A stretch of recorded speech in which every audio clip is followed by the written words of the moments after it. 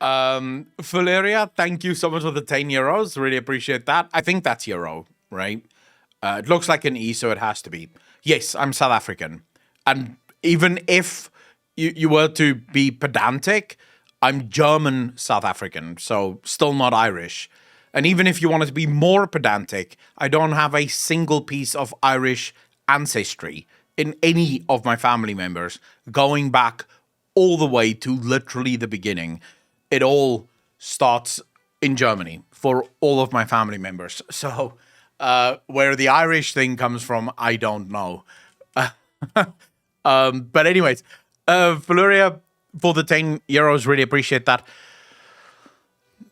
Let's see what happens with the new narrative director, right? Because the new narrative director now being present in World of Warcraft could mean a lot for how the story is playing out and how the story will play out. Also, one of the things that I think we have to remember when it comes to the story of Shadowlands,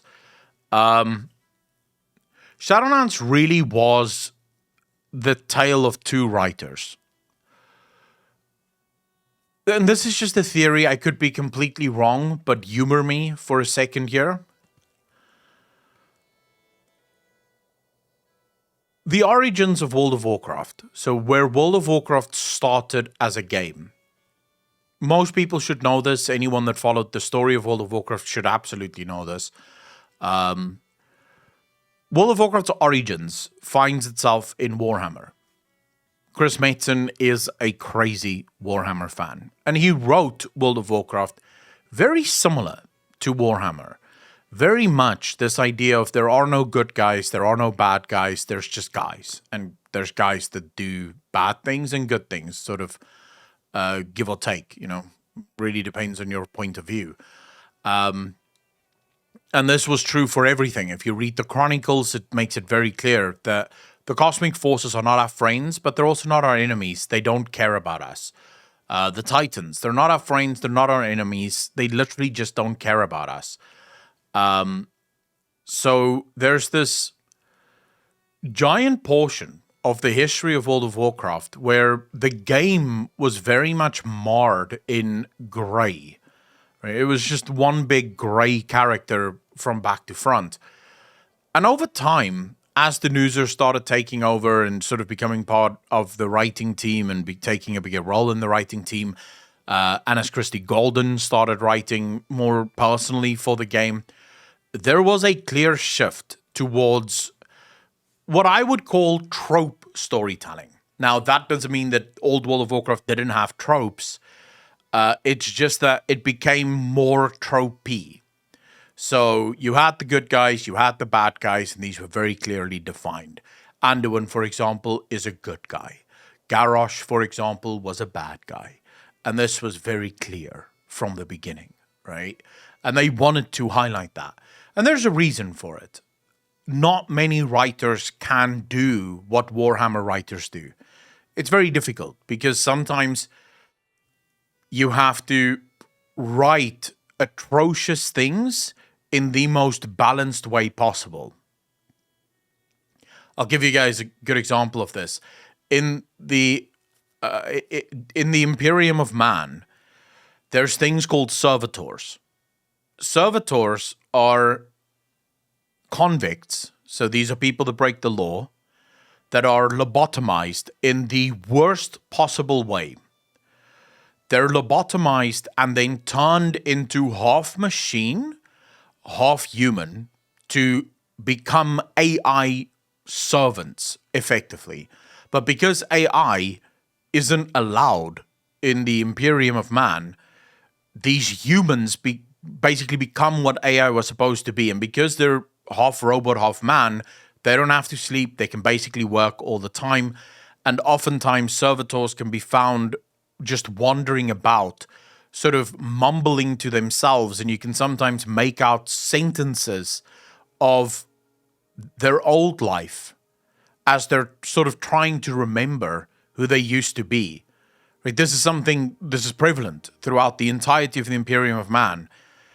And the Imperium of Man is written in such a way that does not make them evil or good or anything. It's just what they do. It's a very difficult thing to write because you're literally writing about creating lobotomized slaves, and yet you have to write it morally neutral and allow the player to sort of make up their own mind about what they think about this practice and this act, and all of their characters are written in exactly the same way. So there's been a clear shift in how World of Warcraft approaches their story and how they want to unfuck the story, basically, to a more tropey story. This was clearly changed with Shadowlands when Sylvanas burnt down the tree, the beginning, sort of the first moment that would lead to Shadowlands. That burning of the tree was almost a return to the grey.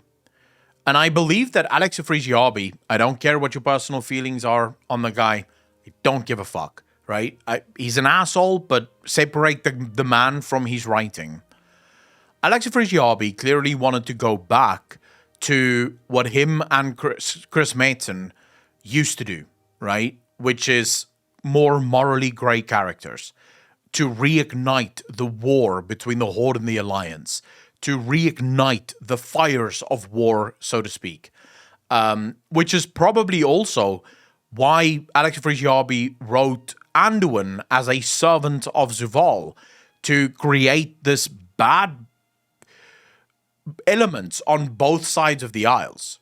Now, as soon as Afrasiabi was outed and people found out what a horrible person he was, Steve Danuser was left in a pickle. Either he keeps writing this story that he absolutely hates and doesn't want to write, or he tries to salvage it in the least offensive way possible. I'm not saying that that is what happened. I'm saying it's possible that that could have happened, right? There is a possibility at least. So I feel like Dragonflight to me is Danuser's last chance. This is his opportunity. There's no one else to blame here. He can't fall back and blame Alex Afrasiabi. Afrasiabi isn't there anymore. Afrasiabi had nothing to do with the writing of Dragonflight.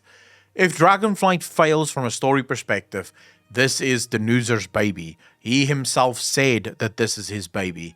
Everyone that shills for Blizzard told me that this is Danuser's baby. So if this one fails, he fails, right? And then he needs to leave. They need to fire him. They need to get someone better. It is as simple as that. But until then, I'm willing to say maybe he isn't wholly to blame for everything. We'll see. But that's the most diplomatic that I can be about it. Although my insides want to scream at the guy. But we'll leave it there.